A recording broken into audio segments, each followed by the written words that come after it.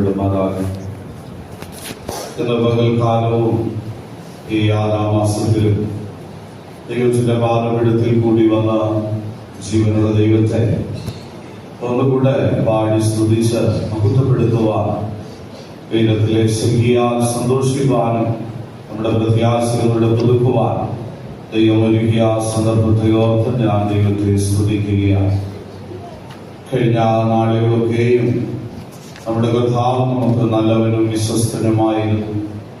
ലോകത്തിൽ എന്ന വിശ്വാസത്തെ വിട്ട് ലോകത്തിൽ ആശ്രയിച്ച് മരുന്നിലും വൈദ്യന്മാരിലും ആശ്രയിച്ച് കടന്നു പോകുന്ന അനേക ജനത്തിന്റെ നടുവിൽ ഇന്ന് പകൽക്കാലവും അനുഗ്രഹിക്കപ്പെട്ട വിശ്വാസത്തിന്റെ ശക്തിയാലുള്ള ജീവനുള്ള അനുഭവങ്ങളെ കേൾക്കുവാൻ ദൈവം ഒരുക്കിയ സന്ദർഭത്തെ ഓർത്ത് ഞാൻ ദൈവത്തെ സ്തുതിക്കുകയാണ്. നമ്മുടെ കർത്താവ് നമുക്ക് പിതാവും സകലത്തിലും സകലവുമായി ഇന്ന് നമ്മോട് കൂടെ ഇരിക്കുകയാണ്. വിശ്വസിക്കുന്ന തന്റെ ജനം കർത്താവിൽ നിന്ന് അതിശയങ്ങളും അത്ഭുതങ്ങളും അവരുടെ ജീവിതത്തിൽ അനുഭവിച്ച് ദൈവത്തെ മഹത്വപ്പെടുത്തുവാൻ ഇന്നും ദൈവം അവർക്ക് സഹായം ചെയ്ത് ദൈവം അവരെ ശക്തീകരിച്ചു കൊണ്ടിരിക്കുന്നതായി കാണുവാൻ കഴിയും. ഇന്ന് പകൽക്കാലവും ആ ദൈവത്തിന്റെ പരിശുദ്ധാത്മാവിന്റെ ശക്തിയാലുള്ള സന്തോഷവും വിടുതലും നമ്മുടെ ജീവിതത്തിലും അനുഭവിക്കാനിടയായി തീർന്നല്ലോ. തുടർന്നും നാം ദൈവത്തിൽ പ്രാർത്ഥനയോടുകൂടെ ദൈവത്തിലായിരിക്കുന്നുവെങ്കിൽ നമ്മുടെ ജീവിതത്തിന് വേണ്ടതായ ആത്മീയ ഭോജനം തന്ന് പോഷിപ്പിക്കുവാൻ നമ്മുടെ ദൈവം ശക്തനായ നമ്മുടെ നടുവിലുണ്ട്. എന്ന പകൽക്കാലവും നമ്മുടെ ധ്യാനത്തിനായി യോഹന്നാന്റെ സുവിശേഷം 3-ാം അധ്യായം അതിന്റെ 30-ാമത്തെ വാക്യം നമുക്കൊന്ന് വായിക്കാം.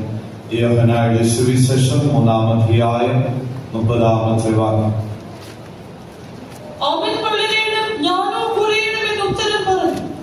ദൈവത്തിന്റെ പരിശുദ്ധ നാമം മഹത്വപ്പെടുമാറാകട്ടെ.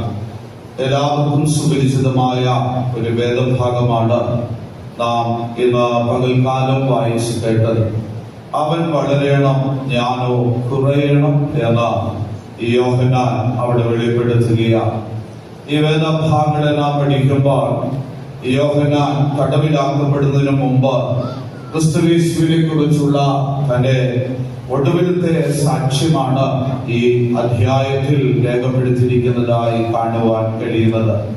യോഹന്നാന്റെ സുവിശേഷം 3-ാം അധ്യായം അതിന്റെ 25 മുതൽ 22 മുതൽ താഴോട്ട് നാം പഠിക്കുമ്പോൾ യോഹന്നാന്റെ കൈകളിൽ സ്നാനം സ്വീകരിച്ചതായ കർത്താവായ യേശു ക്രിസ്തു തന്റെ ശുശ്രൂഷയുടെ പ്രവൃത്തികൾ ചെയ്തുകൊണ്ടിരിക്കുമ്പോൾ യോഹന്നാന്റെ അടുക്കലേക്ക് വന്ന യോഹന്നാന്റെ ശിഷ്യഗണങ്ങൾ ചോദിക്കുന്നതായ ചോദ്യത്തിന് മറുപടി കൊടുക്കുന്നതായി നമുക്ക് കാണുവാൻ കഴിയുക.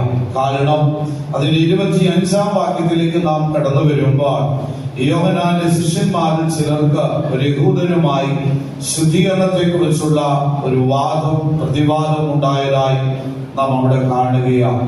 അപ്രകാരം അവർ യോഹന്നാനെ സമീപിച്ചിട്ട് റബി എന്ന് വിളിച്ച് യോഹന്നാന്റെ അടുക്കലേക്ക് കടന്നു വന്ന യോഹന്നാനോട് ചോദിക്കുന്നതായ ചില ചോദ്യങ്ങളെ കുറിച്ച് നമുക്ക് കാണുവാൻ കഴിയുകയാണ്.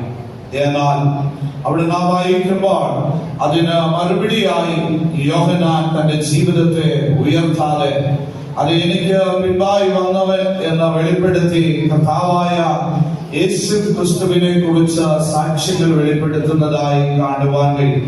ഞാൻ ക്രിസ്തുവല്ല എന്നും അവന് മുമ്പായി യഹോവയായ ദൈവം തന്നെ ഭൂമിയിലേക്ക് അയച്ചു എന്ന് മാത്രം യോഹന്നാൻ വെളിപ്പെടുത്തുന്നതായി കാണുവാൻ കഴിയുകയാണ്.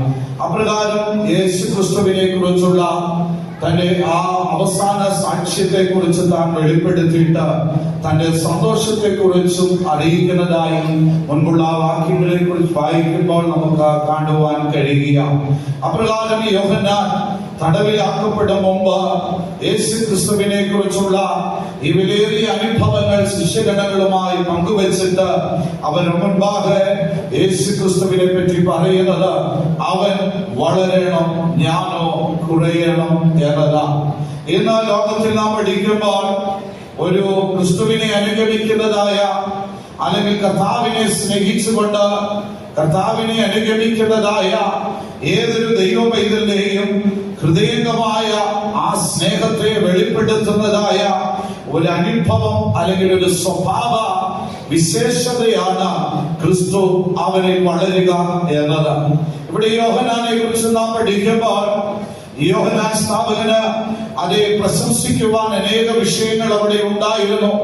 എന്റെ കൈയാൽ യേശു ക്രിസ്തു സ്നാനം സ്വീകരിച്ചത് സത്യമെന്ന് അവൻ വെളിപ്പെടുത്തുന്നുണ്ടെങ്കിലും അവന് ഞാൻ ക്രിസ്തുവല്ല എന്ന് തന്റെ ജീവിതത്തെ താഴ്ത്തിക്കൊണ്ട് കർത്താവായ യേശു ക്രിസ്തുവിനെ താൻ അവിടെ ഉയർത്തുന്നതായി കാണുവാൻ കഴിയുകയാണ്. ഇന്ന് ലോകത്തിൽ നാം പഠിക്കുമ്പോൾ ലോകത്തിന്റെ ജനത്തെ നാം വീക്ഷിച്ചാൽ കാണുവാൻ കഴിയുന്നത് ഏത് തുറകളെ നാം നോക്കിയാലും ഏത് സാഹചര്യത്തിലും തങ്ങളെ തന്നെ ഉയർത്തി മഹിമയും സ്ഥാനവും പ്രശംസയും ആഗ്രഹിച്ച് മുൻപോട്ട് പോകുന്നതായ ഒരു തലമുറയെ നമുക്ക് ലോകത്തിൽ കാണുവാൻ കഴിയുകയാണ്.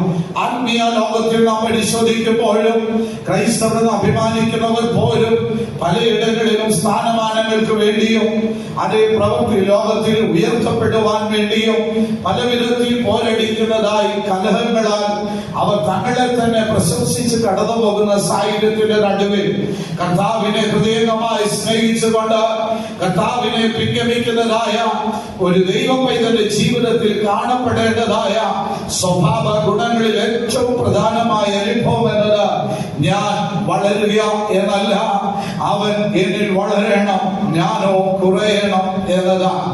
ഒരിക്കൽ മിഷണറിയായി ലോകത്തിൽ പ്രവർത്തിച്ചിരുന്ന വില്യം കോറി എന്ന് പറയുന്നതായ ഭക്തനായ വ്യക്തി തന്റെ ജീവിതത്തിൽ മരണത്തോട് താൻ അടുക്കുമ്പോൾ താൻ മരണക്കിടക്കയിൽ താൻ മരണ സമയത്തോട് അടുക്കുന്ന സന്ദർഭത്തിൽ തന്റെ സ്നേഹിതർ തന്റെ അടുക്കൽ നിന്നപ്പോൾ തന്റെ സ്നേഹിതരോട് താൻ പറഞ്ഞതായ ഒരു വാക്കുണ്ട്, ഞാൻ പോയി കഴിഞ്ഞാൽ എന്റെ രക്ഷകനായ എന്റെ ക്രിസ്തുവിനെ കുറിച്ചല്ലാതെ എന്നെ കുറിച്ച് ഒന്നും പറയരുത് എന്ന് പറഞ്ഞ് താൻ ഈ ലോകത്തിൽ നിന്ന് മാറ്റപ്പെടുകയാണ്. എന്ന് വെച്ചാൽ തന്റെ രക്ഷിതാവായ ക്രിസ്തുയേശുവിനെ കുറിച്ചാണ് നിങ്ങൾ പുകഴ്ത്തേണ്ടത്, വെളിപ്പെടുത്തേണ്ടത് എന്ന് പറഞ്ഞ് താൻ ഈ ലോകത്തിൽ നിന്ന് മാറ്റപ്പെടുകയാണ്. എന്നാൽ ഈ നാളുകളിൽ നമ്മുടെ ഈ ക്രിസ്ത്യ ജീവിതത്തിൽ എന്റെയും നിങ്ങളുടെയും ആഗ്രഹമായി കാണപ്പെടേണ്ടത് ഇവിടെ യോഹന്നാൻ വെളിപ്പെടുത്തുന്നത് പോലെ അതേ ക്രിസ്തു എന്നിൽ വളരണം, ഞാനോ കുറയണം എന്നതാണ്. ഓരോ നിമിഷവും നമ്മുടെ ജീവിതത്തിന്റെ ആഗ്രഹവും അഭിലാഷങ്ങളും നിറവേറ്റപ്പെടണമെങ്കിൽ നമ്മുടെ ജീവിതത്തിൽ ഈ വചനം അന്വർത്ഥമായി മാറ്റപ്പെടണം. അതെ, ക്രിസ്തു നമ്മിൽ വളരുമ്പോൾ നമ്മുടെ ജീവിത സ്വഭാവം അല്ലെങ്കിൽ ഈ ലോകത്തിലുള്ള നമ്മുടെ ജീവിതത്തിൽ കൂടെ ആ ക്രിസ്തുവിന്റെ പ്രവർത്തികളെ വെളിപ്പെടുത്തുവാൻ കഴിയുകയാണ്. ഒരു മാവിൻ വൃക്ഷത്തെ നാം നോക്കിയാൽ ആ മാവിൻ വൃക്ഷം നാം നട്ട് അതിന് വേണ്ടതായ പരിചരണം നൽകി അത് വളർന്നു വന്ന് അത് ഫലം പുറപ്പെടുവിക്കുമ്പോൾ ഒരിക്കലും അതിന്റെ മൂട്ടിൽ ചെന്ന് നിൽക്കുമ്പോൾ ചക്ക നമുക്ക് ലഭിക്കാറില്ല. ആ മാവിൽ നിന്ന് മാങ്ങ എന്ന മാമ്പഴമായ ഫലം നമുക്ക് ലഭിച്ച് നാം അത് ഭുജിച്ച് സന്തോഷിക്കുകയാണ്. ആകയാൽ ക്രിസ്തുവിനെ ഹൃദയമായി സ്നേഹിച്ചുകൊണ്ട് കർത്താവായ യേശു ക്രിസ്തുവിനെ പിൻഗമിക്കുന്ന ഒരു ദൈവ പൈതന്റെ ജീവിതത്തിലും പ്രധാനമായി കാണപ്പെടേണ്ട അനുഭവം എന്നത് അത് നാം വളരുക, ഞാൻ വളരുക, എന്റെ ജീവിതം ഉയർത്തപ്പെടുക എന്നതല്ല. തിരിച്ച് നാം ചിന്തിക്കേണ്ടതായ അനുഭവം എന്ന് പറയുമ്പോൾ ക്രിസ്തു എന്നിൽ വളരണം, ഞാനോ കുറയണം എന്നതാണ്. യോഹന്നാന്റെ ജീവിതത്തിൽ വീണ്ടും ഓർപ്പിച്ചാൽ യോഹന്നാന് തന്റെ ജീവിതത്തിൽ കൂടെ ഞാൻ എന്ന ഭാവത്തെ അല്ലെങ്കിൽ ഞാൻ എന്ന അവസ്ഥയെ എപ്പോഴും തനിക്ക് ഉയർത്തി കാണിക്കുവാൻ സാഹചര്യങ്ങൾ ഉണ്ടായിരുന്നു. എന്നാൽ ആ സ്ഥാനത്ത് അവൻ തന്റെ ജീവിതത്തെ താഴ്ത്തിക്കൊണ്ട് പറയുന്നു, അവൻ എന്നിൽ വളരണം, ഞാനോ കുറയണം. ഇന്ന് പകൽക്കാലം നമ്മുടെ ജീവിതത്തിൽ ആ ക്രിസ്തു നമ്മിൽ വളരണമെങ്കിൽ നമ്മുടെ ജീവിതത്തിൽ വേണ്ടതായ അനുഭവം എന്താണ്? തിരുവചനത്തിൽ കൂടെ നാം പഠിക്കുമ്പോൾ അക്ഷരീയമായി നാം ചിന്തിച്ചാലും ജനം വളരണമെങ്കിൽ അല്ലെങ്കിൽ ഒരു വ്യക്തി, ഒരു മനുഷ്യൻ അല്ലെങ്കിൽ ഒരു മൃഗത്തിന്റെ കുഞ്ഞായിരുന്നാലും അത് വളരണമെങ്കിൽ ആ കുട്ടി ജനിച്ചിരിക്കണം. ജനിക്കാത്ത ഒരുവന് വളർച്ച പ്രാപിപ്പാൻ സാധ്യമല്ല എന്ന് നമുക്ക് കാണുവാൻ കഴിയുക. ക്രിസ്തു നമ്മിൽ വളരണമെങ്കിൽ ക്രിസ്തു നമ്മിൽ ജനിക്കുന്നതായി കാണപ്പെടണം. ക്രിസ്തു നമ്മിൽ ജനിച്ചെങ്കിൽ മാത്രമേ ക്രിസ്തു നമ്മിൽ വളരുകയുള്ളൂ. ജനനമാണ് വളർച്ചയ്ക്ക് മുമ്പ് ഉണ്ടാകേണ്ടതായ ഒരു പ്രധാന ഘടകം എന്ന് വെളിപ്പെടുത്തുന്നത്. യേശു ക്രിസ്തുവിനെ പറ്റി നാം പഠിക്കുമ്പോൾ യേശു ക്രിസ്തു മുതിർന്നവനും അത് പൈതൽ വളർന്നു എന്നും ഒക്കെ തിരുവചനത്തിൽ കൂടെ സുവിശേഷങ്ങളിൽ കൂടെ തിരുവചനത്തിൽ നമ്മെ ഓർപ്പിച്ചു തരികയാണ്. എന്നാൽ തിരുവചനത്തിൽ നാം പഠിക്കുമ്പോൾ ക്രിസ്തു നമ്മിൽ വളരണമെങ്കിൽ യോഹന്നാൻ വെളിപ്പെടുത്തുന്നു, അവൻ എന്നിൽ വളരണം, ഞാനോ കുറയണം എന്നതാണ്. ആകയാൽ ക്രിസ്തു നമ്മിൽ വളരണമെങ്കിൽ ക്രിസ്തു നമ്മുടെ ഹൃദയത്തിൽ ജനിക്കണം എന്ന് കാണുവാൻ കഴിയും. അപ്പോസ്തലനായ പൗലോസ് താൻ ഗലാത്യർക്ക് ലേഖനം എഴുതുമ്പോൾ താൻ തന്റെ ജീവിതത്തിൽ കാണപ്പെട്ടതായ ആ ഗലാത്യ സഭയുടെ അവസ്ഥകളെ മനസ്സിലാക്കിയിട്ട് താൻ തന്റെ വേദനയെ കുറിച്ച് തന്റെ അപ്പോസ്തലനായ പൗലോസ് ഗലാത്യ സഭയെ ഓർമ്മിച്ചുണർത്തുന്നു. തന്റെ വേദന ഗലാത്യർക്ക് ലേഖനം 4-ാം അധ്യായം അതിന്റെ 19-ാം വാക്യത്തിലേക്ക് കടന്നു വരുമ്പോൾ നമുക്ക് അവിടെ കാണുവാൻ കഴിയുന്നു, ക്രിസ്തു നിങ്ങൾ ഉരുവായി തീരുകയും ആ ക്രിസ്തു നിങ്ങൾ ഉരുവായി തീരേണ്ടതിന് അവൻ പ്രസവ വേദനപ്പെടുന്നതായി തിരുവചനത്തിൽ കൂടെ വെളിപ്പെടുത്തുകയാണ്. വായിച്ച് ഗലാത്യർക്ക് ലേഖനം 4-ാം അധ്യായം 19-ാം വാക്യം. ക്രിസ്തു നിങ്ങളിൽ ഉരുവാകുവോളം ഞാൻ പിന്നെയും പ്രസവ വേദനപ്പെടുന്നവരായ എന്റെ കുഞ്ഞുങ്ങളെ. അവിടെ നാം വായിക്കുമ്പോൾ അവിടെ അപ്പോസ്തലൻ തന്റെ വേദനയെ വെളിപ്പെടുത്തുകയാണ്. തന്റെ വേദന എന്ന് പറയുന്നത് ക്രിസ്തു നിങ്ങൾ ഉരുവാകുവോളം, അതായത് ഇന്ന് നമ്മുടെ കർത്താവ് നമ്മെ കുറിച്ച് വേദനപ്പെടുന്നത്, നമ്മെ നടത്തുന്ന നടത്തിപ്പുകാർ അപ്പോസ്തലന്മാർ ശ്രേഷ്ഠ വിശുദ്ധന്മാർ ശുശ്രൂഷക്കാർ നമ്മെ കുറിച്ച് വേദനപ്പെടുന്നത് നമ്മുടെ ഹൃദയത്തിൽ ക്രിസ്തു ജനിക്കണം എന്നതാണ്. അതേ നമ്മുടെ ജീവിതത്തിൽ ഒറ്റ വാക്കിൽ ഓർപ്പിച്ചാൽ ഞങ്ങൾ മാനസാന്തരപ്പെട്ടു, ജലസ്നാനം സ്വീകരിച്ചു, പരിശുദ്ധാത്മാവിന്റെ അഭിഷേകവും പ്രാപിച്ചു എന്ന ഒരുപക്ഷെ നമ്മുടെ ജീവിതത്തിൽ നമുക്ക് അഭിമാനിച്ചേക്കാം. അപ്രകാരം അഭിമാനിക്കുന്നവരോട് ചോദിക്കട്ടെ, ക്രിസ്തു നിങ്ങളുടെ ഉള്ളിൽ ജനിച്ചു എന്ന് നിങ്ങൾക്ക് എങ്ങനെ ബോധ്യപ്പെടുവാൻ കഴിയുക? അതിന് പ്രധാനമായി ഒന്നാമത് നാം ചിന്തിക്കേണ്ടത് ക്രിസ്തുവിന്റെ ജനനത്തിന്റെ അത്ഭുത അനുഭവത്തെ നാം എടുക്കണം. ക്രിസ്തുവിന്റെ ജനനവുമായി നാം പഠിക്കുമ്പോൾ നമുക്ക് കാണുവാൻ കഴിയുന്നുണ്ട്, പരിശുദ്ധാത്മാവിനാൽ കന്യാമറിയത്തിന്റെ ഉദരത്തിൽ ആ യേശു ഉരുവായി തീരുമ്പോൾ അതേ ആ കന്യാമറിയത്തെ അല്ലെങ്കിൽ ആ മറിയെ മറ്റൊരു പുരുഷൻ തൊടുകയോ ഒരു പുരുഷനെ അറിയുകയോ ചെയ്തിട്ടില്ലാത്തവർ, എന്നാൽ പരിശുദ്ധ പ്രതിയായി ക്രിസ്തു അവിടെ ഉള്ളിൽ ഉദരത്തിൽ ഉരുവായി തീരുമ്പോൾ അവളുടെ ജീവിതത്തിൽ ക്രിസ്തു യഹോവയ്ക്കായി അവൾ തന്റെ ജീവിതത്തെ സമർപ്പിക്കുന്നു. മാത്രമല്ല അവളുടെ ജീവിതത്തെ കാത്തു സൂക്ഷിക്കുന്നതായി കാണുകയാണ്.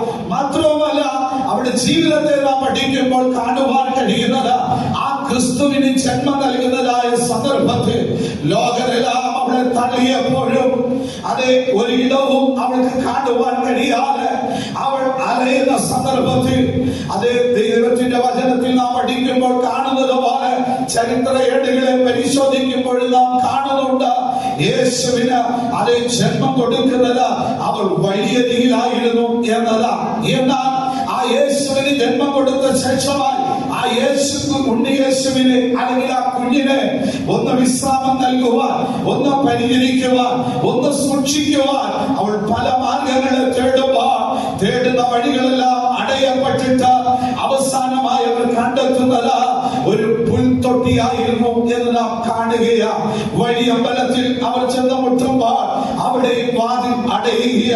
എന്നാൽ തിരുവചനത്തിൽ നാം പഠിക്കുമ്പോൾ കാണുന്നത് ഒരു പശുത്തൊട്ടിയിലേക്ക്, ഒരു പുൽത്തകിടിയുടെ മുകളിൽ അതേ ഒരു പുൽക്കുടിയിലേക്ക് ആ കുട്ടിയെ വെച്ച് അവരുടെ യേശുവിനെ സംരക്ഷിക്കുന്നതായി കാണുകയാണ്. ഒരു ദൈവവേദന ജീവിതത്തിലും ആത്മീയമായി നാം പഠിക്കുമ്പോൾ ക്രിസ്തു നിങ്ങൾ ഉരുവായി തീരണമെങ്കിൽ ഒന്നാമത് നമ്മുടെ ജീവിതത്തിൽ കാണപ്പെടേണ്ടത് നാം കൊട്ടാരം വിട്ട പുൽത്തൊട്ടിയുടെ അനുഭവത്തിലേക്ക് നാം അടങ്ങി വരണം.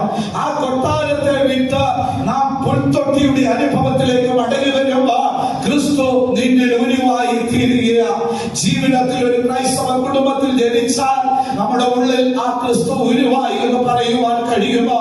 ഇല്ല. തിരുവചനത്തിൽ നാം പഠിക്കുമ്പോൾ കാണുന്നത് ആ യേശുവിനെ കിടത്തുവാൻ അല്ലെങ്കിൽ യേശുവിനെ പരിചരിക്കുവാൻ സംരക്ഷിക്കുവാൻ ഇടമില്ലാതെ കടന്നു വന്നപ്പോൾ അവർ കണ്ടെത്തിയ മാർഗം ആ പശുത്തൊട്ടിൽ, ആ പുൽത്തൊട്ടിലായിരുന്നു. ഇന്ന് പകൽക്കാലം പ്രിയ ദൈവ പൈതലെ, നമ്മുടെ ഹൃദയം ഒന്നാമത് കൊട്ടാര സമമായ അനുഭവങ്ങളെ വിട്ട് നാം ആ പുൽത്തൊട്ടിയുടെ അനുഭവത്തിലേക്ക് മടങ്ങി വരുമ്പോൾ ക്രിസ്തു നിന്നിൽ ജനിക്കുകയാ, ക്രിസ്തു നിന്നിൽ വസിക്കുന്നു എന്ന് കാണുവാൻ കഴിയുക. ഈ കൊട്ടാരത്തിന്റെ അനുഭവം എന്ന് പറയുമ്പോൾ നമുക്ക് എബ്രായർക്കെതിരെ ലേഖനത്തിലേക്ക് കടന്നു പോകാം. എബ്രായർക്കെതിരെ ലേഖനത്തിലേക്ക് നാം കടന്നു പോകുമ്പോൾ എബ്രായർക്കെതിരെ ലേഖനത്തിൽ നമുക്ക് മോശയെ കുറിച്ച് നമുക്ക് കാണുവാൻ കഴിയുക. അവിടെ മോശയുടെ ജീവിതവുമായി നാം പഠിക്കുമ്പോൾ മോശ ഇതേ സാഹചര്യത്തിൽ ജനിക്കപ്പെട്ട അവന് ആ ശത്രുവിന്റെ കയ്യിൽ അകപ്പെടാതെ വേണം ആ മാലാഖ സൂക്ഷിച്ചു വെച്ചുവെങ്കിലും ഏറെ ആളുകൾ സംരക്ഷിക്കുവാൻ കഴിഞ്ഞിരുന്നില്ല. അതേ ചുരുക്കമായി ഓർപ്പിച്ചാൽ ആ മോശ വളർന്നു വന്നത് ഭരവന്റെ കൊട്ടാരത്തിലായിരുന്നു എന്ന് നാം കാണുകയാണ്.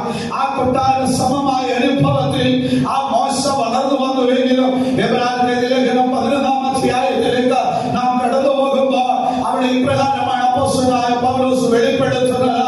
അതേ ഫറവോന്റെ പുത്രിയുടെ മകൻ എന്ന് വിളിക്കപ്പെടുവാൻ യോഗ്യനായവനായവൻ അവൻ ആ കൊട്ടാര സമമായ അനുഭവങ്ങളെ ത്യജിച്ചിട്ട് ആ കൊട്ടാര സമമായ അവസ്ഥകളെ വിട്ടിട്ട് ജനത്തോടുകൂടെ കഷ്ടം സഹിക്കുന്ന മാർഗം അവൻ തെരഞ്ഞെടുത്തുകൊണ്ട് ആ ജനത്തോടുകൂടെ കടന്നു പോകുക.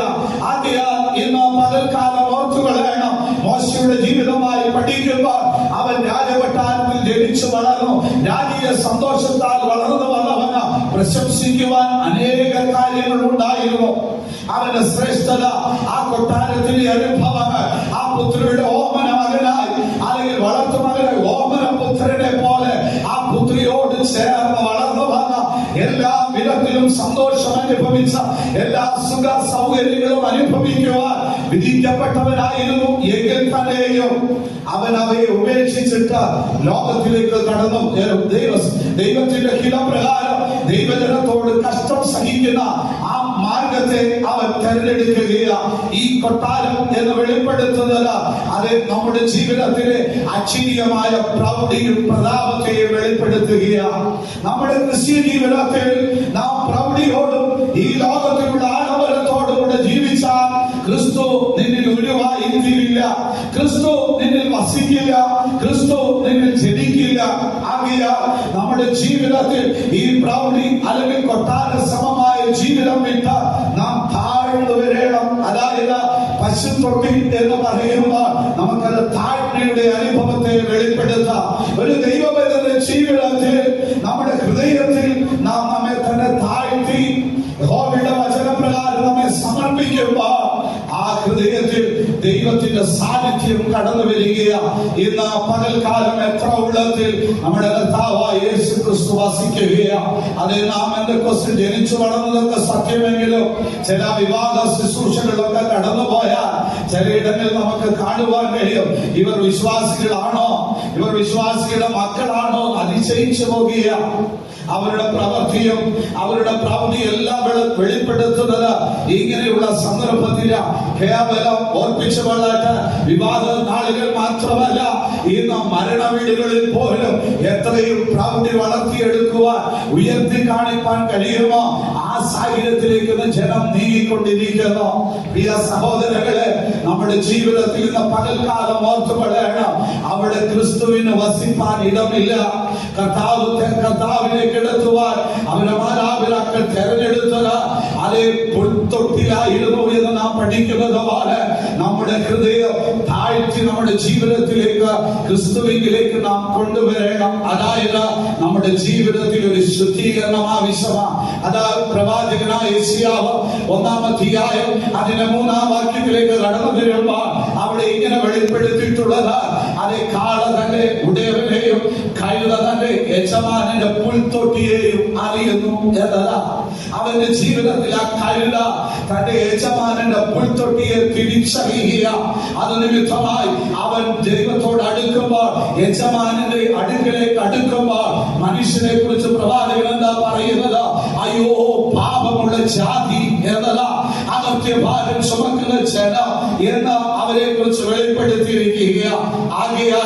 ഇന്ന് പകൽക്കാലം നമ്മുടെ ജീവിതത്തിൽ കാണുമ്പോൾ ആ പുൽത്തൊട്ടിയിലേക്ക് നാം കടന്നു പോകുക. നമ്മുടെ അകത്തെ ഭാരങ്ങളെ ഹൃദയത്തിൽ അകറ്റി ഒരു ശുദ്ധീകരണം നമ്മുടെ ജീവിതത്തിലേക്ക് ഉണ്ടാകണം. ഹൃദയം ശുദ്ധീകരിക്കപ്പെടുമ്പോ ജീവിതത്തെ താഴ്ത്തി യഹോവയുടെ മുൻപാകെ ഞാൻ ഏതുമില്ല എന്ന് സമർപ്പിക്കുമ്പോ നമ്മുടെ കർത്താവ് നിന്നെ ശുദ്ധീകരിച്ച തന്റെ കാൽവരിലേക്ക് നിന്നെ വിശുദ്ധീകരിച്ചിട്ട് അവിടെ